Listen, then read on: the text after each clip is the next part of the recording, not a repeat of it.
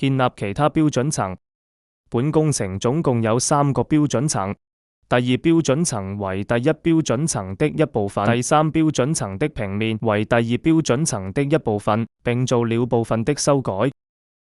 首先生成第2結構標準層，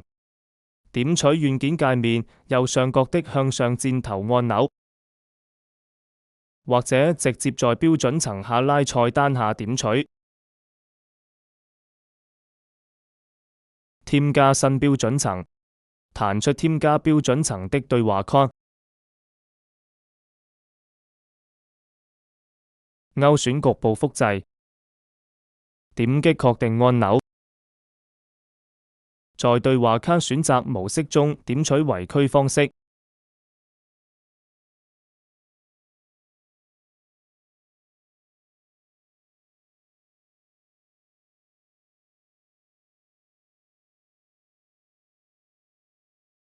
取消右邊斜向軸線的部分，點擊右鍵，程序生成了第2標準層。在第2標準層下，執行構件佈置菜單下的本層信息菜單。輸入標準層的層高為3.3米。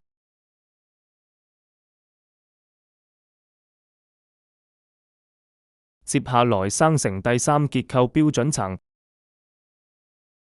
同樣點取向上的箭頭按鈕，或者直接在標準層下拉菜單中選擇添加新標準層，彈出添加標準層對話框，勾選局部複製，點擊確定，用窗口的方式選取平面的左半部分，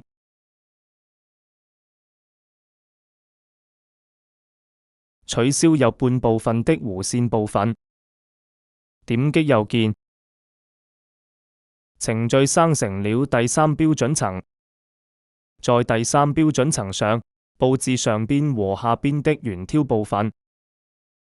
需要在第3標準層平面的上部和下部佈置圓挑1.5米和2米的部分，並在端頭設置水平向的250×500截面的封口梁。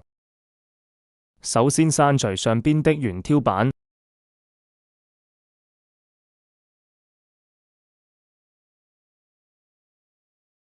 先輸入上部和下部圓挑端頭的封口梁需要用到的水平軸線，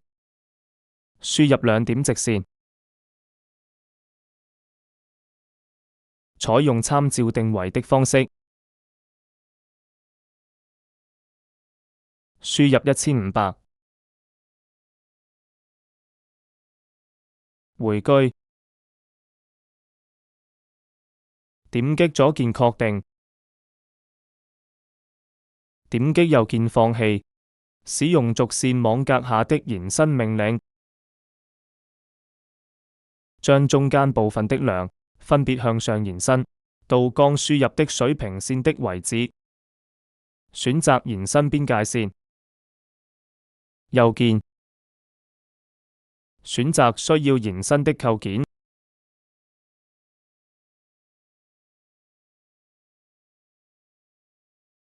再佈置封口梁，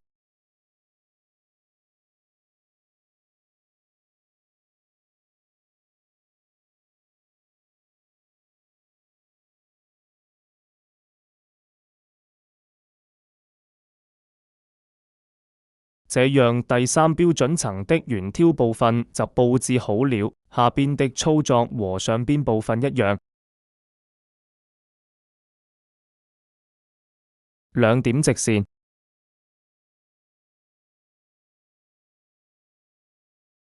定位到2米的位置，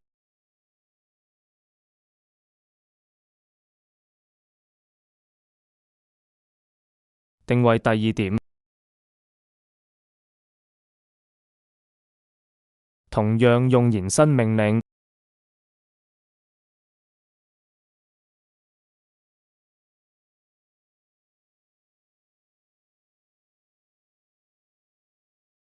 佈置封口梁，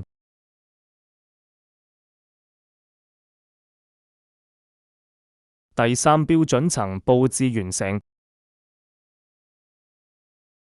可以把多餘的構件刪除。完成建立其他標準層的操作。